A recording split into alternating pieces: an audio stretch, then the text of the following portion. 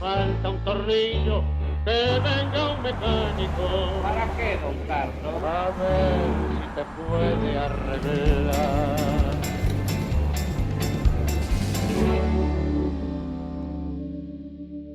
Hola, bienvenidos al Tornillo, aquí por el canal de la ciudad. Luisito, ¿cómo andamos? Muy bien, muy bien. Luis, esta semana tuvimos una muestra más de lo que ya es evidente por parte del gobierno, un conjunto de anuncios, de medidas orientadas a, por un lado, compensar obviamente los efectos de la devaluación luego de las PASO, pero fundamentalmente, bueno, se resume con esta idea del plan platita, ¿no? Que lamentablemente no es un diminutivo porque uno suma y son, bueno, Plataza. es mucha plata en términos de Producto Bruto, donde hay una combinación, ¿no?, de baja de impuestos o postergación de impuestos por un lado y fundamentalmente, bueno, distintos esfuerzos para llevarle un poco de plata a sectores de la sociedad que seguramente lo necesitan, Por supuesto. me incluyo, digamos. Pero bueno, cuando uno mira la consistencia macroeconómica que tiene esto, sobre todo en el contexto del programa con el fondo, una inflación creciente, problemas de, como ustedes saben, de caída del producto, claramente esto tiene como objetivo solamente tratar de mejorar, aunque sea en el margen, el resultado de las elecciones por parte del gobierno. Pregunta número uno. Si llega a darse casi el milagro de que Sergio Massa gane las elecciones seguramente en segunda vuelta, el presidente Sergio Massa, el 10 de diciembre, ¿qué le va a decir al exministro de Economía Sergio Massa de la herencia recibida? Que estaba en un contexto muy coercitivo y lo obligaron a hacer esto, ¿no es cierto? En realidad todo gobierno es expansivo cuando se vienen las elecciones, ¿no es cierto? Y recoge el barrilete luego. El problema es que estamos en una situación crítica en donde la expansión significa, digamos, inflar tanto el globo que explota. Claro. ¿No? Ahora, por el otro lado, el electorado que se le fue al peronismo, ¿no es cierto? Casi 5 millones de votos. Que se fue del peronismo a la Libertad Avanza. Sí, a la Libertad Avanza, Milei. 5.200.000 votos. Es una locura. Que es una bocha, ¿no es cierto? Bueno, es la mitad casi, ¿no es cierto? Claro. 20 puntos y a Juntos por el Cambio 10. Esos votantes no son los votantes más acomodados dentro del electorado peronista, que en general son los menos acomodados de la sociedad. Lo que está Milei haciendo en última instancia es cambiando de esta primer campaña electoral, si querés, un tanto post-valores consumistas y yendo al consumo elemental de los votantes bajos no estructurados, o sea, los pobres, ¿no es cierto? Recuperando ese voto que pensábamos que era tradicionalmente peronista y que en realidad es tradicionalmente asistencialista porque no tiene cómo vivir, Claro. ¿no es cierto? Ahí tengo, Luis, una pregunta más, si querés. Fácil, ¿eh? Bueno, más puntual, pensando en esta cuestión del famoso impuesto a las ganancias. Ustedes saben, se votó en la Cámara de Diputados la media sanción de una reforma de este impuesto, que como todos ustedes saben, claro, es ganancia. Bueno, en realidad es un impuesto a los ingresos, como El impuesto a los ingresos. ocurre en casi todos los países del Sí, mundo, claro. donde hay escalas y en función de algún criterio de equidad, Tablitas. los que más ganan supuestamente son los que más pagan. Totalmente, Bueno, esa es la idea. la reforma esta tuvo exactamente el objetivo contrario, ¿verdad? Es un país, como diría María Elena Walsh, es el reino del revés, ¿no es cierto? Pero literalmente. Porque si vos dejás los impuestos, digamos, que más recaudan en la Argentina, el IVA, Claro. ¿no es cierto?, que es un impuesto al consumo. Pero si yo estoy en lo más bajo de la escala salarial o de ingresos, voy a dedicar todo al consumo, ¿no es cierto? No me queda nada para ahorrar. Y si tengo un gran ingreso, realmente al consumo le dedico poco. O sea que afecta más el IVA a los que tienen menos. Por otro lado, ni te digo el impuesto inflacionario. Bueno, esa es la clave, ¿no? Porque dejamos de recaudar, el gasto sube, como todos sabemos, esto se financia en la Argentina emitiendo, y el impuesto inflacionario, la consecuencia de esa emisión, el hecho de que los salarios valen menos, todos los que tienen ingresos fijos, los jubilados, ganan menos, esa nominalidad que confunda un poquitito a la corta o a la larga, la gente la comprende, no sirve para nada, bueno, justamente afecta a los que menos tienen, con lo cual esta es una reforma con características distributivas Absolutamente contrarias a la que regresiva. supuestamente... Sí, regresiva, reaccionaria, Regresiva, ¿verdad? autoritaria, todo lo que quieras. Ahora, digamos, con esto voy a contradecir a Milei porque voy a citar a Keynes, ¿no? Viste que no le entiende Te puede costar caro eso, ¿eh? Citar a Keynes. Sí, viste que no tiene demasiada paciencia. Pero decía algo que es hasta psicológico, ¿no? La gente prefiere el impuesto inflacionario, que es, digamos, es como el cigarrillo, que te mata, ¿no es cierto? Finalmente, todos lo vamos a morir, ¿no? Es lindo, es rico, ¿no es cierto? Y no me doy cuenta que me está matando. A que te taladren, por ejemplo, los salarios directamente con un impuesto directo, o bien como pasó en la época, te acordás, de la Alianza, que hubo que recortar 13%, pero que en realidad, vos lo ves, y el 13% era mucho menos que el 100%, ¿no? Que a veces logra la inflación. Pero estos son mecanismos psicológicos de la sociedad que inclusive pasan por la idea de, bueno, lo otro no me meten la mano con nombre, ¿no? Con nombre y apellido. Ahora, nosotros que vivimos afuera, vos viste que allá no pagar un impuesto es casi como un acto criminal que no se te pasa por la cabeza, ¿no? Asocial, es una conducta social porque es concebido el impuesto como el costo de vivir en civilización. Sí, claro. Ni se te ocurra en un picnic No. o en una conversación social decir, viste, che, qué bueno, Zafé, tengo un contador bárbaro. Porque directamente van a pensar que vos sos un criminal, que estás directamente robándole frente a la cara del otro, ¿no es cierto?, lo que le pertenece, porque lo que le pertenece finalmente es de todos, ¿no es cierto? Es una cultura tributaria. Totalmente. Que tiene mucho que ver con el concepto de ciudadanía. De hecho, si ustedes ponen en un procesador de palabra, Word, por ejemplo, un sinónimo a la palabra ciudadano, citizen, va a aparecer taxpayer, o sea, contribuyente. Así es. Esa especie de concepción de que el contribuyente es efectivamente un ciudadano, acá no existe. Te propongo, Luis, que escuchemos un minutito a quien creo yo fue el que se destacó más entre los diputados que hablaron en la sesión del martes pasado. Se llama Luciano Laspina, Muy bueno. es un diputado de Santa Fe, es economista, y creo que dio en la tecla respecto de lo que es esta medida tan singular, que en el fondo es populismo tributario. Escuchémoslo un segundito. Creo que esta sesión que estamos protagonizando probablemente ingrese al récord Guinness de la demagogia y el populismo. Y yo quiero hacer una breve descripción del cuadro de situación en el cual se está tomando esta medida. Primero, tenemos un Estado argentino que está totalmente quebrado. Tiene 5 puntos de déficit fiscal.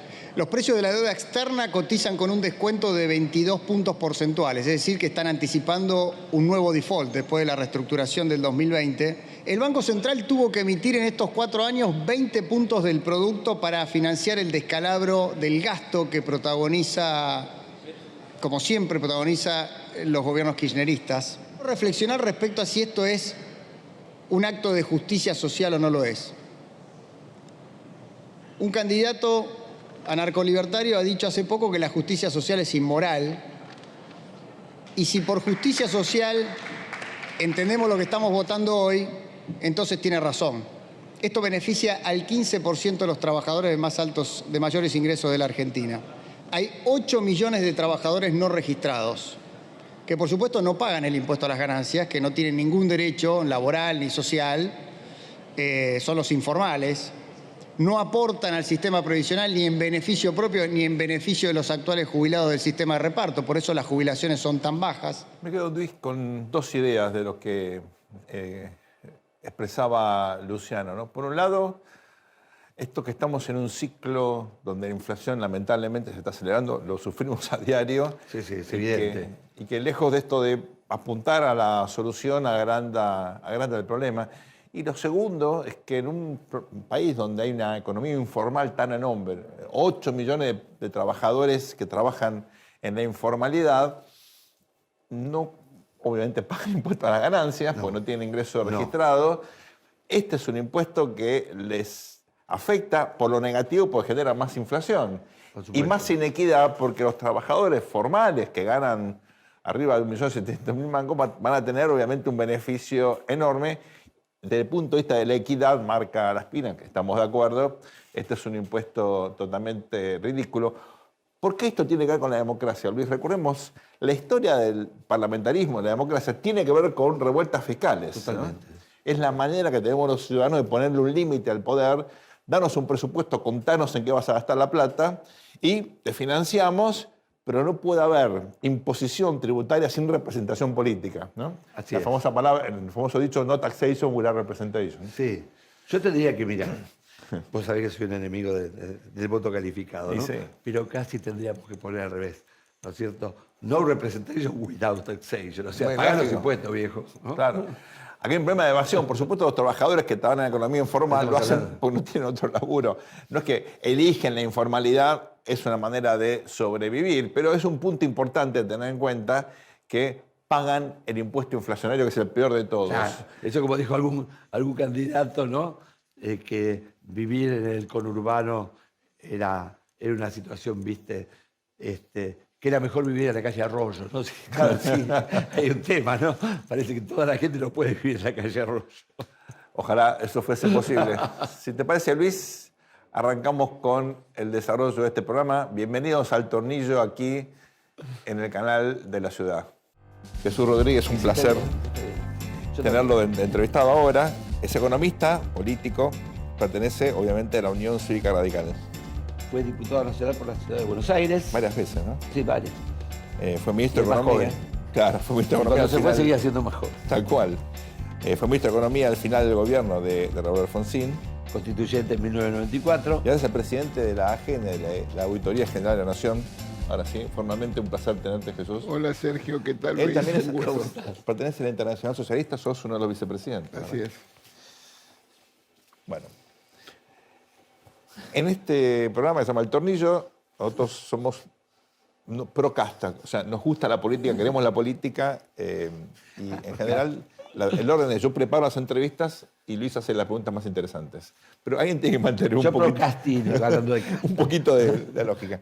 Y pensando en esta entrevista, lo primero que quiero es aprovecharte para que nos cuentes lo que de hecho publicaste la semana pasada en Clarín, en una editorial.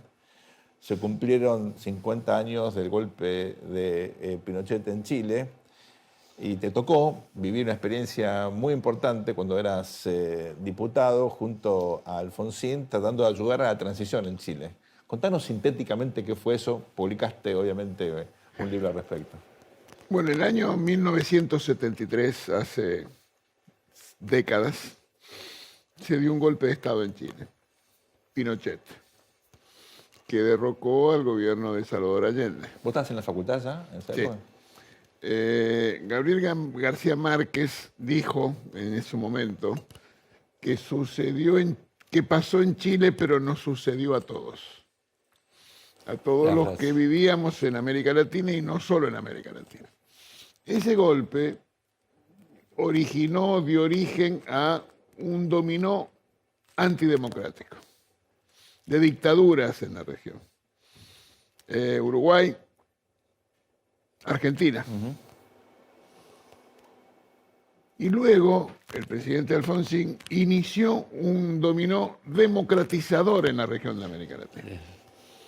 Primero Uruguay, luego Brasil, más tarde Paraguay y finalmente Chile. El presidente Alfonsín me dijo una vez que uno de los momentos más emocionantes de su vida pública fue cuando en Chile, en el Estadio Nacional, el día que asumió el presidente Aylwin, luego de la elección que terminó con Pinochet, cuando se anunció su presencia, el estadio lo ovacionó. Y eso tiene lógica, porque los esfuerzos que el presidente Alfonsín hizo para democratizar la región y contribuir a la democratización chilena fueron notables y que deben ser reconocidos. Jesús, a los que nos tocó estar en ese gobierno, obviamente con diferentes responsabilidades, porque no tanto por edad, porque los dos éramos gurrumín, pero bueno, el señor era un tanto más importante. Vos viste cuando hiciste mención, primero el dominó, que de alguna manera significó lo de Pinochet, y luego el dominó democrático de Alfonsín, Huntington eso lo tematizó en términos de oleadas. Pero la verdad nosotros no sabíamos que estábamos en una oleada, se vivía el día a día. ¿no es cierto? Totalmente. Estábamos braceando. Totalmente. O sea que Lo de Alfonsín todavía fue muchísimo más meritorio, porque no solamente se fijó en la palangana suya, sino lo que era el Mare Nostrum, ¿no? Que era América Latina. Mira, Alfonsín, en el año 83, llega la democracia a la Argentina. Una democracia, como dicen los colegas de ustedes, una transición por ruptura. Claro. Donde no hubo ningún tipo de negociación entre la democracia que llegaba y la dictadura que se iba. Y tenía una visión estratégica, Alfonsín. Decía Alfonsín que no iba a haber consolidación democrática en la Argentina si no había un entorno democrático en la región. Porque cuando Alfonsín llegó, era un islote democrático en un océano de dictaduras. Claro. Toda la región. Totalmente. En consecuencia, él entendía perfectamente la necesidad de democratizar la Y el región. Mercosur estuvo dentro de ese proyecto. Absolutamente. Porque muchos lo toman solamente como una cuestión económica o una asociación económica. En realidad empezó por un Pero tema de míralo así, Luis, democratización. míralo así. La Argentina vivió durante décadas concibiendo a Brasil como el enemigo que llegaba. Así es. Seguramente hoy no se registra, pero durante muchos años no hubo puentes entre la Mesopotamia y el resto del país. Porque la lógica era que iba a venir una invasión brasileña que iba a llegar a la Pampa Húmeda. No había trenes. Entonces, recién en los finales de los 60, primeros años 70, es que hubo el túnel subfluvial. Claro. O el complejo Zárate-Brazo Largo. Antes no existía tal cosa. Entonces esa era la historia de la Argentina y su competencia con Brasil.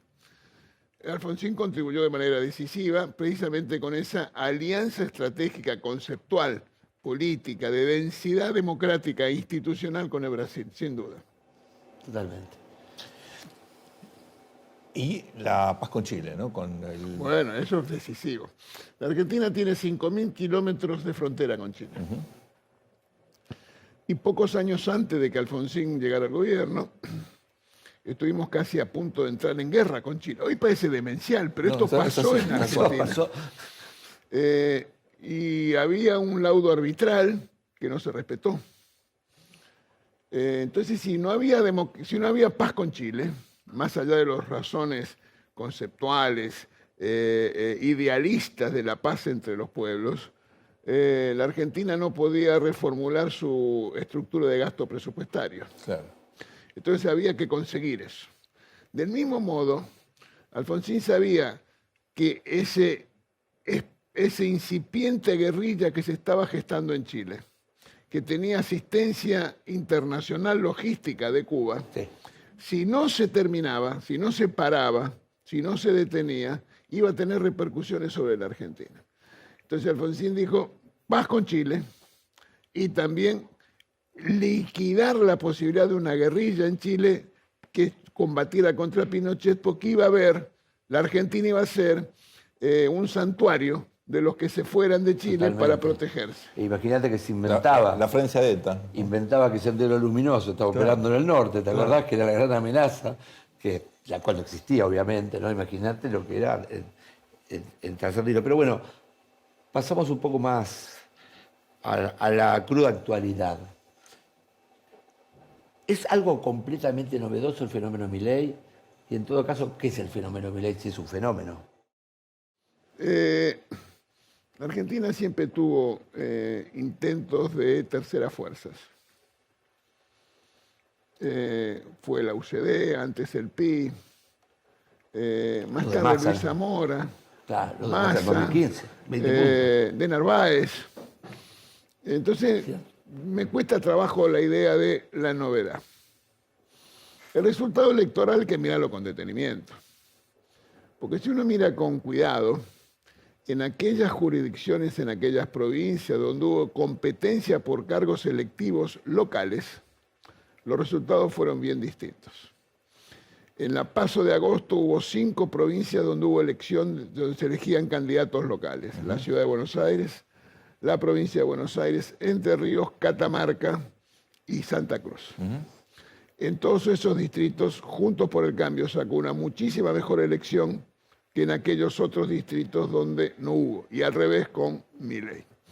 Entonces, lo primero que hay que decir es, se trata de una elección de triple empate, donde está casi asegurado que habrá un balotaje y que no está claro quiénes son los que van a entrar al balotaje. Yo estoy seguro que Patricia Bullrich y Juntos por el Cambio van a entrar al balotaje. ¿Por qué? Primero porque hay una estructura política en todo el país motivada y estimulada.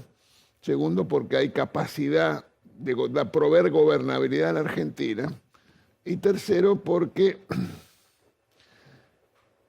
no hay sociedades que salten al vacío sin paracaídas y en algún momento se impone la necesidad de la esperanza frente a la bronca o el miedo. Y yo creo que eso es lo que está pasando y lo que va a pasar en la próxima elección del mes de octubre. Jesús, uno lee a diario que hay riesgo de hiperinflación, que la Argentina está en un régimen, por ejemplo, analizás los precios mayoristas del último mes y te da como un vértigo. Poca gente sabe lo que es gobernar un país en esas características. Que vos estuviste en medio del gran despelote. Enorme sacrificio. Te llamaron cuando ya era tarde, pero tuviste que hacerte cargo de esa situación. Primero, aparte sos economista, ¿pensás que estamos en una dinámica camino a la hiper? Y segundo, ¿qué significa eso de la política pública? ¿Qué hay que hacer? Bueno, primero las diferencias. Hay razones que de naturaleza política, no económicas, que explican la espiralización de precios. Y eso tiene que ver con la incertidumbre que puede generar una situación de extremo riesgo o no.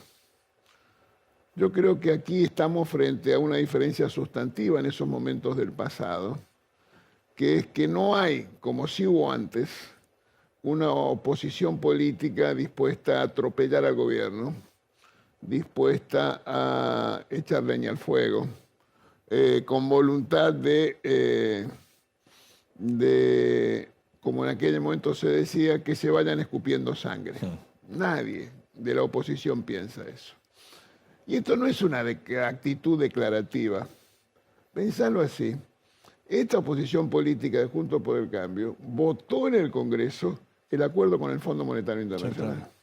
Si no hubiera sido por la oposición, no hubiéramos tenido un acuerdo con el fondo y andás a ver dónde estaríamos hoy. Sí, claro. Te lo pongo de otra manera. $100 de verdad.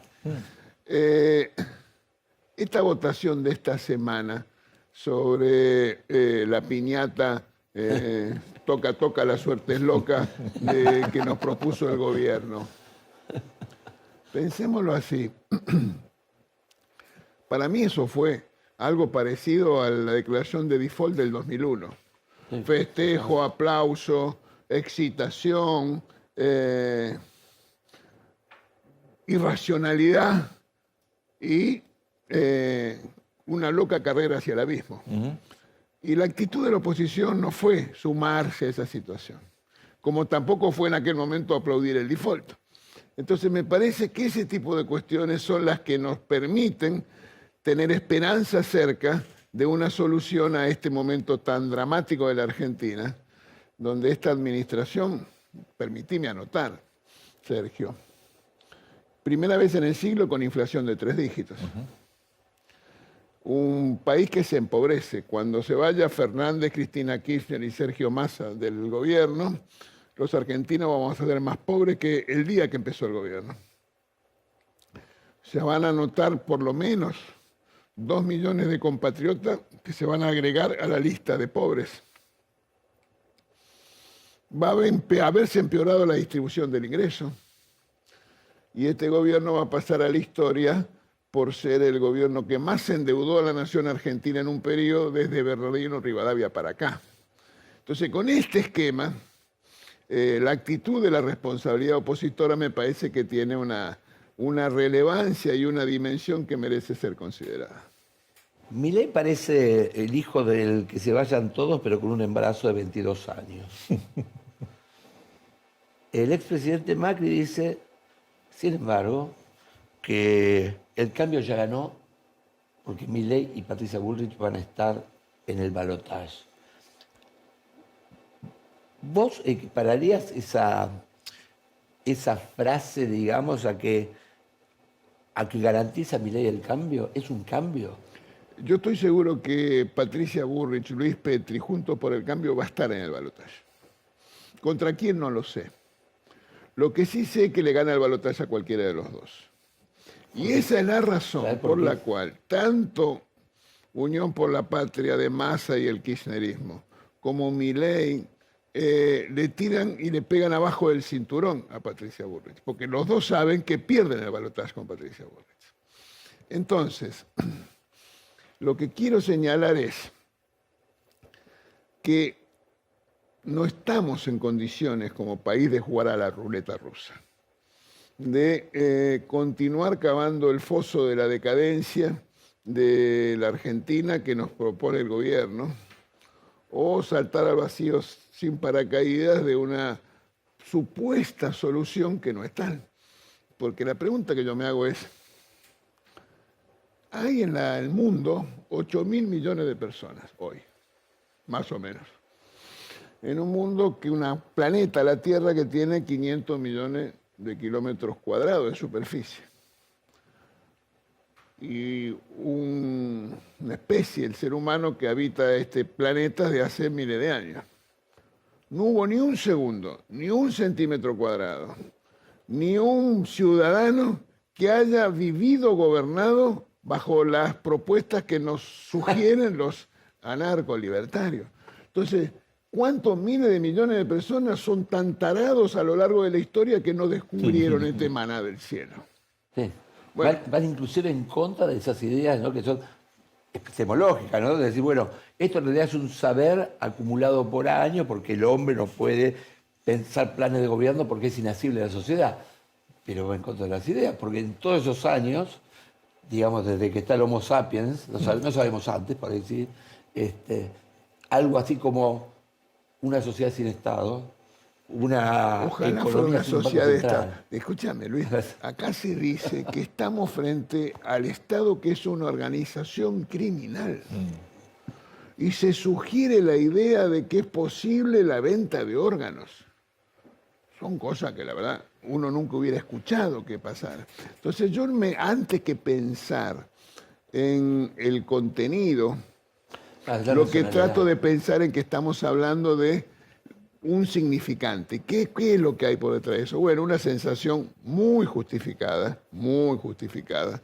de hastío, bronca, desazón, desilusión, decepción, pongamos el nombre que quiera. Pero frente a eso, ¿cuál es? ¿Cómo se motoriza la situación? Porque uno vota Tierra del Fuego a Milei, ¿no es cierto? Que uno diría, bueno, tiene algunos intereses contrapuestos a las ideas, ¿no?, de que el Estado no ayuda a nadie. Sí, pero vos sabés que yo pienso que con los datos que señalaba de las elecciones en las provincias, con lo sucedido en las elecciones provinciales que tuvieron lugar, Santa Fe, Chaco, yo estoy seguro que habrá, sin duda, una reconsideración y va a haber un balotaje con Patricia Bullrich y ese balotaje lo vamos a ganar. O sea, en esta se votó con el estómago, las próximas se van a votar con la cabeza. No sería tan así, yo diría así. El estómago digo por la acidez. Tiendo a pensar en la reacción visceral antes que una construcción elaborada. Bueno. Jesús, quiero aprovecharte, porque hay pocos políticos que se han tomado el trabajo de seguir leyendo, seguir mirando el mundo, de reflexionar, y vos sos uno de ellos, ¿no? Entonces, perteneces a la Internacional Socialista, uno ve problemas no menores de las fuerzas socialdemócratas en Europa. En la América Latina tampoco fue sencillo, pero bueno, Venezuela, que siempre fue una cuna de la socialdemocracia, hoy está viviendo una situación de dictadura. ¿Cuáles son las ideas para el siglo XXI que tiene la propuesta socialdemócrata y hasta qué punto eso puede alimentar el debate para un país que tiene las demandas que tiene la Argentina hoy con estas circunstancias tan complejas? ¿Cuáles son los dos valores, las dos ideas, los dos núcleos conceptuales que forman parte de este pensamiento amplio del progreso social? La libertad y la igualdad. Y el radicalismo es tributario de esos dos núcleos conceptuales.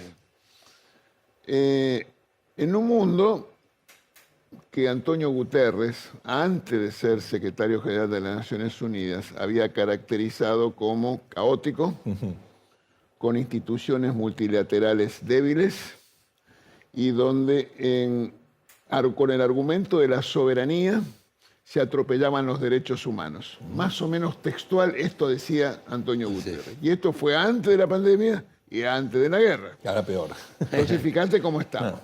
Entonces, en este mundo, ¿qué es lo que uno tiene que tener claro? Bases conceptuales. Tiene que haber un derecho internacional al cual todo esté subordinado. Todos los estados estén subordinados. Entonces, la ley del más fuerte de una invasión y una guerra no está tolerada. Multilateralismo, reglas. Tiene que haber un principio de legitimidad política, la de democracia, Claro, la dictadura no está. donde se vota con elecciones revisables, comprobables, tiene que ser la única fuente legítima de poder. Hay que asegurar derechos, una visión liberal, derechos individuales para todo todos derecho, y para sí, cada claro. uno, particularmente para las minorías. Hay que tener una visión republicana, la división de los poderes, la independencia de los poderes, el control recíproco de los poderes y la rendición de cuentas. Entonces, ¿por qué señalo esto? Porque la democracia está acosada, como vos bien señalás. Larry Diamond habla de la recesión democrática. Luego lo tomó Latino Barómetro, eso. Y hay una situación muy complicada. Pero el punto es que la globalización y la democracia requieren de actores políticos, estados, partidos y de ciudadanos democráticos, si lo que queremos es vivir en paz. Y me parece que por ahí va la cosa. Y para la Argentina de hoy, con demandas de vencer la inflación, de poner algo parecido a una política pública que vuelva a darle seguridad a los ciudadanos, o una sensación de seguridad más o menos normal para un país como la Argentina, con demandas, digamos, más del siglo, en algún sentido, XX o incluso XIX que del siglo XXI. ¿Cómo se compatibilizan este marco ideológico? Primero, entender que hay que encontrar tiene que pensarse con dos pilares, asentada en dos pilares. Primero, la fortaleza de las instituciones. Hay una asociación positiva entre fortaleza, densidad, espesura institucional y resultados económicos y sociales. The Economist señala 3 únicos países en América Latina democracias plenas. Sí, A esos países les va mejor que al resto, sin duda. así es. En materia económico y social y sus resultados en materia de lucha contra el COVID, no de cualquier cosa. Entonces, espesura institucional es una cuestión que no tiene que ver con un ideal, es una necesidad. ¿Para qué? Para tener mejores condiciones. Instrumento de desarrollo de las instituciones. Y la segunda pilar, diría yo, la integración al mundo. Si hay algo que queda claro, que la supuesta autarquía, autonomía, aislamiento es la garantía del fracaso. Por eso, y volviendo a lo anterior, vale tanto la integración con Brasil en términos conceptuales. Y por eso es tan imprescindible el fortalecimiento del Mercosur. Y para ponerlo en términos de futuro, tan decisivo que la Argentina formalice el acuerdo Unión Europea-Mercosur. Y tan decisivo para la Argentina incorporarse a la OSD. ¿Por qué? Porque forma parte de una integración al mundo con valores, con respeto al multilateralismo, con reconocimiento de los derechos humanos y del cuidado ambiental. Ahora, Jesús, estos últimos años han de alguna manera manifestado promesas incumplidas de la globalización, ¿no es cierto? Parafraseando a Bobbio. Globalización que se pensaba que era así como una filosofía de la historia que nos llevaba a un mundo mejor, pero pasaron cosas, como diría el presidente Macri, ¿no es cierto? Pasó primero el cisma entre China y Estados Unidos, ¿no es cierto? Que era el motor chimérica, ¿no es cierto? Como decía Neil Ferguson, de ese impulso, una globalización que necesita muchísimo dinero, ¿no? Porque cada día se abría un Tiffany nuevo en cada esquina de Londres, ¿no? Entonces el crecimiento demandaba ser impresionante. Tuviste ese problema, tuviste la pandemia que paralizó productivamente al mundo, tuviste la guerra que encareció insumos y se tradujo en pesimismo. ¿Cuál es la manera de insertarse económicamente en una globalización difícil, en una fase difícil de la globalización de la Argentina? ¿Vos qué motores ves productivos que puede prender la Argentina, digamos, y que no se refieran solamente, bueno, a esto del yuyo, de la soja? Mira, tiene que haber una estabilidad macroeconómica, tiene que haber una política de reformas económicas domésticas y tiene que haber una política comercial agresiva de integración al mundo. Las tres. Concebido de esa manera, hay motores, como vos bien señalás, la agroindustria es uno, los servicios basados en el conocimiento es otro, la energía también es otro. Entonces yo creo que la Argentina tiene extraordinarias posibilidades de ser un país que vuelva a recuperar la confianza de sus ciudadanos y la confianza del exterior en la Argentina, que son las dos condiciones que necesitamos para avanzar. Harari, ¿por qué señalo lo de la confianza? Harari ha dicho que en este momento del mundo, ¿qué es lo más problemático? Uno tendría a decir el cambio climático, no. La guerra, no. El holocausto atómico, no. ¿Qué dice Harari? La falta de confianza social en las instituciones es el principal problema de este momento actual de la civilización. Entonces, pensado de esa manera, es por donde tenemos que ir. Jesús, nos queda un minuto y tengo la pregunta más difícil que probablemente te hayan hecho. Sos una persona de ideales, de valores, pero sos hincha de San Lorenzo. Sí, señor, y a mucha honra. ¿Y qué opinás del San Lorenzo del Gallego Insúa? Estoy absolutamente entusiasmado con el San Lorenzo del Gallego Insúa. Reconvirtió jugadores, le dio mística al equipo, nos hizo sentir a todos los hinchas otra vez orgullosos del club del cual formamos parte. ¿Te das cuenta de lo que es el fútbol, no? Yo no voy a hacer la chicara siempre de equipos grandes y de equipos chicos. No la voy a Un poquito de pragmatismo también. Un placer tenerte acá. Gracias por la invitación, Luis, gracias, Sergio, gracias. Volvemos en un instante, luego de esta muy breve pausa, acá al Tornillo por el canal de la ciudad. No se vayan. Al mundo le falta un tornillo, que venga un mecánico. Sabrina Ahmeyet. Ella es diputada nacional de Juntos por el Cambio por la Ciudad de Buenos Aires, secretaria de Investigación, Desarrollo e Innovación de la Universidad de la Ciudad de Buenos Aires. Presidente de la Comisión de Libertad de Expresión de la Cámara de Diputados. Mira qué bien. Es doctora en Historia y profesora de Pensamiento Político Argentino en la UBA y de Historia General en la UNSAM. Un bocho. O una bocha. Una bocha. ¿Cómo andan? Un gusto, Sabri, que estés acá. Un placer estar con Muchísimas ustedes. gracias, muchísimas gracias. 4 temas para charlar contigo. 4. La campaña. Tu experiencia en la Cámara de Diputados. ¿De qué te sirve las ciencias sociales para hacer política? Si te sirve de algo. ¿Y qué va a pasar en estas elecciones? Ok, fantástico. Tengo todo preparado. Hice la tarea para el hogar. Genial. ¿Por dónde arrancamos? ¿Te sirven las ciencias sociales para hacer política? Un montón, ¿Cómo? un montón. ¿Por qué? Me sirve haber estado del otro lado del mostrador, me sirve haber estado del lado de ustedes, pensándola, entendiendo un poco cuáles son los horizontes, sobre todo para no perder perspectiva. Me parece que algo que tiene la práctica política es que hay tanto que es urgente que es fácil perder el horizonte. En cambio, cuando uno tiene una cabeza un poco más sistemática, un poco más ordenada, con ideas en donde ves no solamente cuáles son los objetivos, sino el método para conseguirlo y cómo no podés dar un paso para atrás o pasos en falso si tenés una meta clara.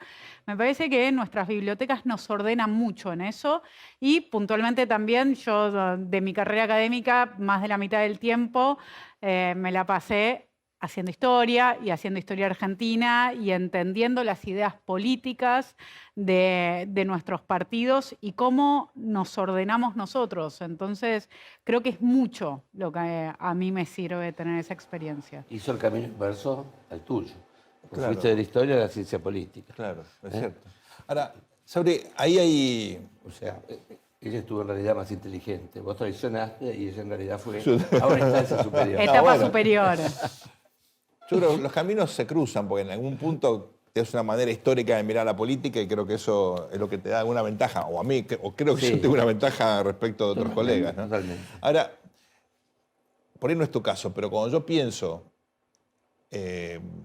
gente que con mucha formación en ciencias sociales o con una trayectoria, tipo uno, por supuesto, siempre pone a Fernando Enrique Cardoso adelante, ¿no? Pero el propio Ricardo Lagos, que es otro ejemplo interesante, un académico que empezó a hacer política o hacía política antes, hizo academia y volvió. Hay varios casos en México, en Estados Unidos.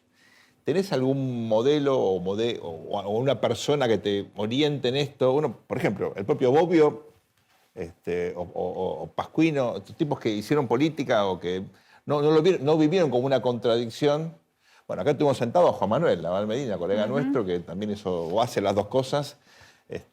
¿Tenés algún modelo como para que te oriente o pensás hacer un camino tuyo? A nivel internacional me parece que hay muchos perfiles interesantes. Macron, como para hablar de alguien contemporáneo y que hoy ocupa, ¿no? Porque después históricamente podemos hacer una larga lista, pero... Y desde Woodrow Wilson, que fue el primer politólogo. Tal cual. Sí. Pero no es menor también, porque mi referencia política y la persona que me invitó a mí a formar parte de una lista de diputados es doctora en ciencia política, que es Patricia Bullrich. Entonces también hay, yo conociendo a Patricia desde antes de la campaña y en versiones diversas, no solo la que se está presentando ahora, sus ideas y su acción política están muy permeadas por las conceptualizaciones que fue ganando haciendo su carrera y haciendo su doctorado. Así que sí, si me preguntás un ejemplo, te doy el más cercano. Patricia es eso, Bueno, es ya que esa hablamos mezcla. de Patricia Bullrich, entonces. Hay un señor ahí que se llama Milei, que dicen, no voten a la salada de las ideas de la libertad. O sea, junto por el cambio, señora Salada. Voten al puro liberal. ¿Te parece que es alguien puro liberal? ¿Te parece que les están robando las ideas a ustedes? ¿O te parece que es otra cosa, el doctor Milei? No es doctor, licenciado. Licenciado. Milei dio en la conversación pública un aporte interesante en lo que es debatir y extremar posiciones que la Argentina con el kirchnerismo sufrió a lo largo de décadas. Y su aporte en cuanto a el libre comercio y en cuanto a la libertad económica me parece que es muy interesante. Como ha sucedido en la historia argentina con otras referencias del liberalismo económico, Milei es muy conservador en muchos aspectos políticos. Yo soy liberal y soy progresista al mismo tiempo. Un término que reivindico porque se lo apropió el kirchnerismo e hizo un uso político del progresismo, pero a mí me parece que es bueno para la sociedad confiar en crear una sociedad en donde todos tengamos un mayor bienestar, en donde transitemos hacia una mayor equidad. Y esto no significa y no entra en tensión con las ideas del liberalismo económico, pero sí ponen en el centro la necesidad de un lazo social. ¿Una sociedad que pasa por la acción del Estado? Porque, a ver si estoy entendiéndote mal. El verdadero adversario entonces de Juntos por el Cambio es... ya no me sale porque cambió tantas veces de nombre, ¿Unión por la Patria? ¿O son ambos? Juntos por el Cambio está en un proceso muy interesante y diferente al del 15, porque en el 15, Juntos por el Cambio, ¿qué éramos? Éramos antikirchnerismo.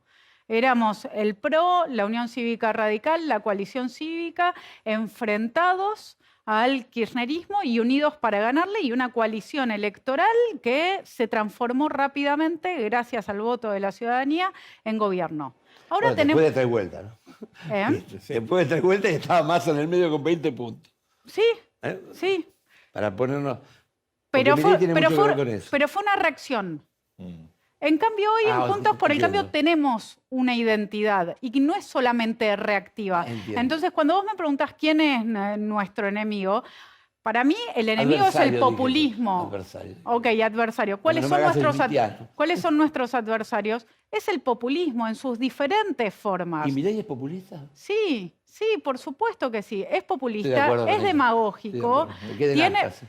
lo vimos en la última sesión del Congreso, es inconsistente y eso es parte de la irresponsabilidad propia del populismo. Cuando estuvo en la sesión sentado allí votando a favor de un proyecto que él mismo, coincidentemente con nosotros, decía que es el camino hacia la hiperinflación, de financiar el lo que Estado. está haciendo es la irresponsabilidad propia del populismo. Sabri, hablemos de la campaña. Nos metimos de alguna manera en eso. Planteás que Juntos por el Cambio tiene como eje fundamental en términos, si no ideológicos, de valores, esta cosa antipopulista. ¿Qué más? Pregunta de ciudadano, no de analista político. ¿Por qué tardó tanto Juntos por el Cambio en proponerle una visión económica alternativa, distinta a la sociedad argentina? Desde el principio está la idea en Patricia Bullrich de construir un país ordenado. Y ahí hay una visión económica también, no una visión técnica, no de método, no de cuáles van a ser las formas, pero sí hay una visión en donde nosotros tenemos que terminar con esto que ahora se está acelerando, ahora tenemos el índice de inflación semanal, ¿no? Pasamos del mensual al semanal. Yo no había vivido eso. Yo no tengo memoria de haber vivido... Aún en la época de la hiper tuvimos eso. Siempre ¿Por qué no tuvimos le dan por día o por hora? Si le baja el numerito, ¿viste? Y lo que estamos diciendo es, vamos a apoyar un presupuesto que tenga déficit cero. Después, con la incorporación de Melconian y con la formalización como futuro ministro de Economía, se ordena muchísimo el plan económico, pero hay una visión que tiene que ver con el orden en la economía, pero el orden en la educación, el orden en la seguridad, el orden en la salud, el orden en todo lo que hace a la experiencia cotidiana de todos los ciudadanos. ¿Qué queremos? Salir temprano a la mañana, llevar a nuestros hijos a la escuela, que no nos afanen en la parada de colectivo, que los chicos los dejemos en la escuela, tengan clase y aprendan en la escuela, irnos a laburar, poder llegar tranquilos a nuestro trabajo, poder estar laburando y después tener tiempo y tranquilidad para estar con nuestros amigos, con nuestras familias, con la gente que queremos. No preocupados porque tenemos un laburo razonable, pero no pagamos las cuentas, porque elegimos el colegio de nuestros hijos, pero nuestros hijos no están aprendiendo. Y todo eso es una idea que de nuevo parte de el gran nivel de conceptualización que tiene Patricia, que tiene que estar ordenado. Ahora, doctora Schmidt, ¿el concepto de orden no es un concepto conservador? No, para nada, para nada. Estoy Es progre. A ver, una sociedad ordenada me parece que es un signo de bienestar. ¿Por qué? Está buenísima tu pregunta, porque Gracias. frente a la dictadura militar que tenía este discurso del orden, nosotros lo que vivimos en el kirchnerismo, sobre todo, fue la idea de que no hay que reprimir ninguna protesta social, de que la calle tiene que estar liberada, de que no hay que poner orden de ningún tipo. ¿Y eso es una idea progre? No, a mí me parece que son dos formas que, digo, salvando las diferencias, porque una entra en el mundo democrático y de la preferencia ciudadana y otra es un golpe militar, en ambas hay una gran confusión sobre cómo se utiliza la palabra orden. El orden tiene que servir para una mejor convivencia de la ciudadanía. O sea, es un piso el orden. Si vos no tenés orden, no podés tener nada. ¿No es cierto? El orden conservador planteó paz y administración, ¿no es cierto? El radicalismo es libertad política. ¿Conocés gente más progre que aquellos que gobernaron la Argentina en esa época, 1880, 1890, que se llama el orden conservador? ¿Hay alguien más progre que Sarmiento? ¿Hay alguien más progre que Roca? Que prosiguió a los conservadores, que digamos bastante. El radicalismo. Pero quiero decir eso, muchas veces acá se usa la idea de orden y de Yo soy muy conservadores. rencoroso, ¿viste? Me acuerdo de las revoluciones que le hicimos. Acá el único pro soy yo, que soy menchevique, el único en Argentina, pero soy... Acá hay alguien que trabaja con pato y Bueno, gorra es radical, así, el único uno- pro que soy yo. Mira, yo no aprendo nada, pero tampoco olvido nada. Sabri, vayamos a tu experiencia en el Congreso. Ya llevas un tiempo de diputada. ¿Qué aprendiste? ¿De qué te sirvió? ¿Te sentís útil en el Congreso? ¿Es algo Sí. que vos recomendarías a gente que quiere meterse en la vida política? Sí, es muy interesante la experiencia del Congreso. Yo tengo la experiencia del Congreso en oposición. Ah. Espero a partir del 10 de diciembre tener la experiencia del Congreso en el oficialismo, teniendo claro que son dos experiencias muy distintas. No es lo mismo tener las presidencias de gobierno del Congreso y impulsar una agenda legislativa y buscar sesionar y buscar transformar el país, que lo que estamos haciendo nosotros ahora es el fuerte intento de frenar los diferentes atropellos que el kirchnerismo lleva adelante. Pero el Congreso es el lugar del diálogo, el Congreso es el lugar de la negociación bien entendida, en donde se presentan proyectos, se elaboran en comisiones, se mejoran a partir de las diferentes propuestas. Eso no es el Congreso que yo conozco, ese es el Congreso que yo estudié. Un Congreso en donde cada uno va aportando desde su visión y en donde, de hecho, en las sesiones incluso, va interviniendo, buscando convencer, buscando imponer virtuosamente, no por la fuerza, no por el número, sino gracias a los argumentos. Eso es una ficción también hoy en día. Vivimos un Congreso con poca argumentación.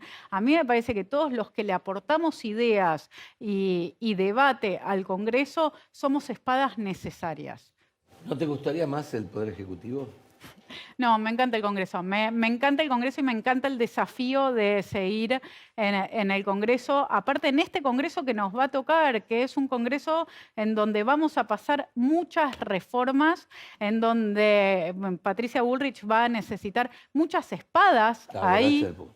No es cualquier O Congreso sea, hay que el pasar que muchas sigue. reformas y no vas a tener un Congreso mayoritario.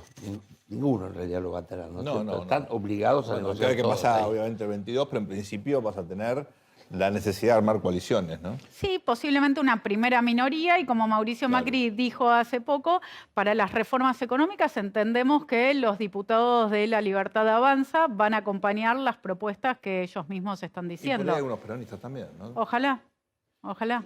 En el bloque peronista, viste, Unión por la Patria ahora, antes el Frente de Todos, gente con la cual podías trabajar, donde tenías posibilidades de encontrar puntos comunes en el debate, o efectivamente son concepciones totalmente antagónicas? La verdad es que hubo una sola situación de un proyecto del oficialismo sobre conectividad en donde sí lo trabajamos bien conjuntamente. Era un proyecto del oficialismo y escucharon nuestros aportes y de hecho fue uno de los pocos proyectos que salió de comisión, proyecto de ley, que salió por unanimidad en educación. Eso no sucede. Mi experiencia en general es la otra, es la del imperio del número y la prueba más evidente de eso es el juicio político, el circo que se sigue llevando adelante, que ellos esperaban que fuera de la salvación en este año electoral y que realmente es solo un cachivache y un momento en donde el kirchnerismo va, grita, ataca frente a un silencio y escucha de nadie. Hablemos un poquito más de la campaña. Estás trabajando, obviamente, en diferentes cosas. Contanos qué es lo que sentís vos donde podés aportar más valor. ¿Qué es lo que estás haciendo en el día a día donde decís, bueno, acá hago una diferencia? ¿Qué es? En la parte de educación estoy coordinando los equipos técnicos de Patricia Bullrich desde hace un tiempo. De hecho, estuvimos en el día de ayer en una reunión de todos los que están trabajando en Juntos por el Cambio en educación, en donde hubo gente de las 4 fundaciones, en donde estuvieron los referentes de los diferentes partidos. Y por otro lado, en todo lo que tiene que ver con el mundo del debate, el mundo de lo discursivo, el mundo de las ideas, que ahí también estoy dentro del equipo que está pensando discurso, que está pensando las ideas del debate televisivo y las diferentes actividades que tiene En Patricia. el think tank. ¿Nos va a decir qué va a hacer Pato en el debate? Creo que sí. El creo que primero. sí. ¿Qué va a hacer En el think Patricia? tank. El tanque de sí. No escucha a nadie. Contanos qué va a hacer Patricia. La semana que viene lo podemos charlar. Bueno, estuvo el de Petri. Claro. Es cierto. Empezamos con el de Hay una vicepresidente. Patricia de las PASO y hay una Patricia de esta primera vuelta que es diferente en campaña. No, hay una Patricia que tiene muy claro qué es lo que quiere y cómo quiere hacerlo, que logró algo absolutamente épico, que fue sola, ir convirtiéndose en una candidata cuando nadie creía que iba a llegar, cuando todo el mundo pensaba que no le iba a dar la nafta, llegó, ganó la interna. Y la realidad es que la mayoría de nosotros, me parece que no solo quienes hacemos política, sino también desde el análisis político, creíamos que la difícil de Patricia era la interna. Que si Patricia ganaba esa, después el camino era llanito hacia la Casa Rosada. Y Patricia, además de ser una persona muy formada, también es una persona muy normal. Y los golpes le impactan. Y Juntos por el Cambio se comió un golpe en las PASO. Nosotros nos imaginamos a nosotros mismos siempre como el 40, 41, 42% que fuimos en el 19, 21. Y para mí está bueno y habla bien de ella, este impacto que se comió en las primeras semanas y que le dieron a ella su capacidad de reorganizarse, de reorganizar la campaña, de entender lo que nos dijeron. Creo que todos subestimamos cuando nos decían en la calle, no se peleen, basta de pelearse, vayan todos juntos. Nosotros veíamos que había algo que resolver internamente y estábamos enfrascadas en esa. Bueno, la ciudadanía nos dio un mensaje muy claro. Bueno, la piña se la pegó Horacio y gracias a eso ustedes ganaron la interna, ¿no? No, pero en algún sentido la piña de los dos. Sí, pero porque el volumen electoral cuando uno ve el volumen electoral, fue menor al esperado, eso ¿no? fue menor. Los lugares, digamos, que eran para Horacio. Sí. Es porque Milei no le ha sacado un voto a la derecha de Juntos por el Cambio. No, por ahí No le sacó nada. En el 2021 no le sacó nada, un voto Así le es. sacó. ¿Por qué atacan más al kirchnerismo que a Milei?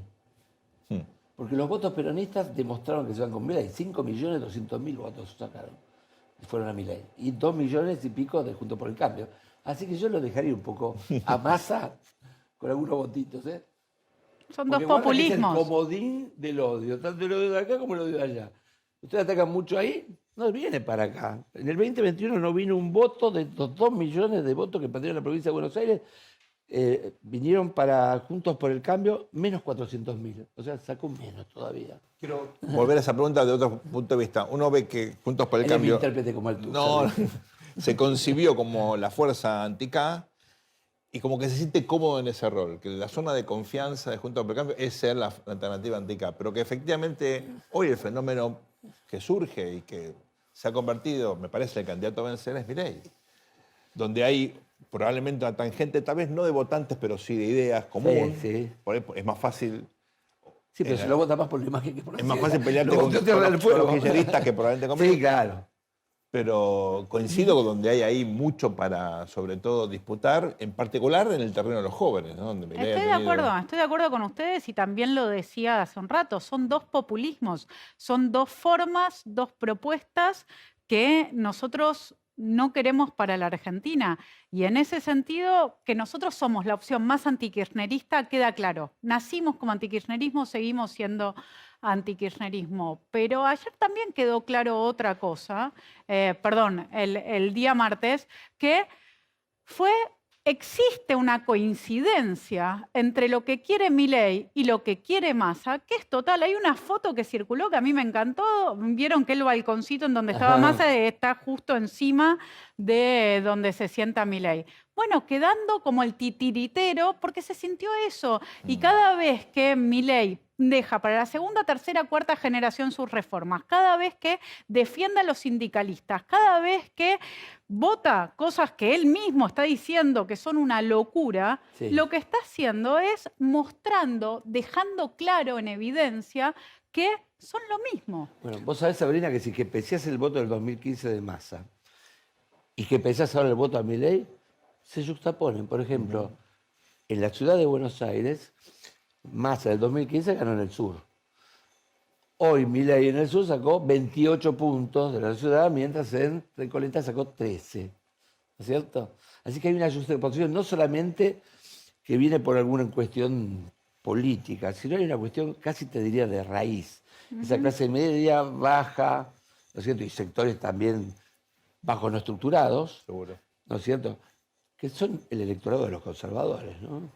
De los verdaderos De los conservadores. Tories, de los Tories. Claro. ¿No es cierto? Milei tiene que explicar cómo es que en sus listas legislativas hay tanta gente de Massa. Lo tiene que explicar.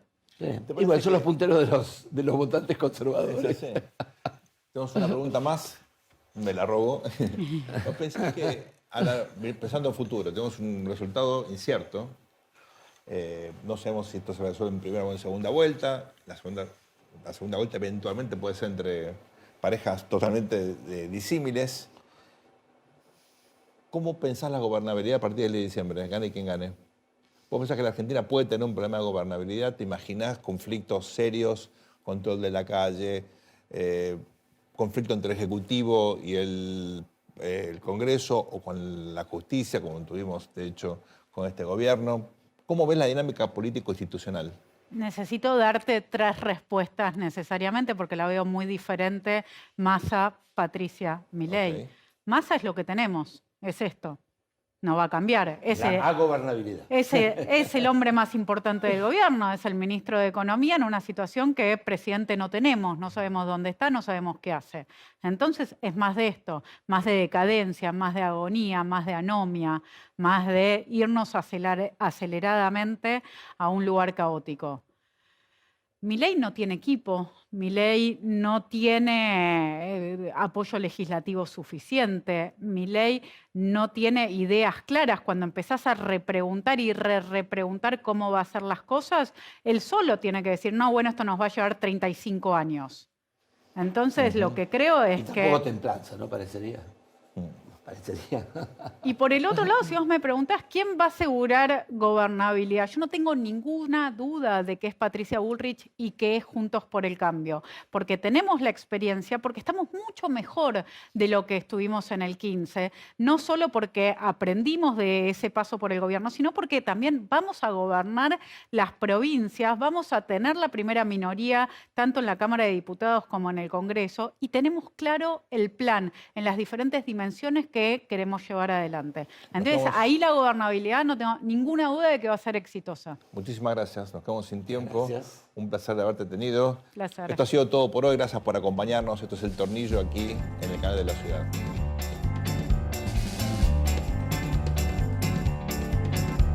Al mundo le falta un tornillo, que venga un mecánico.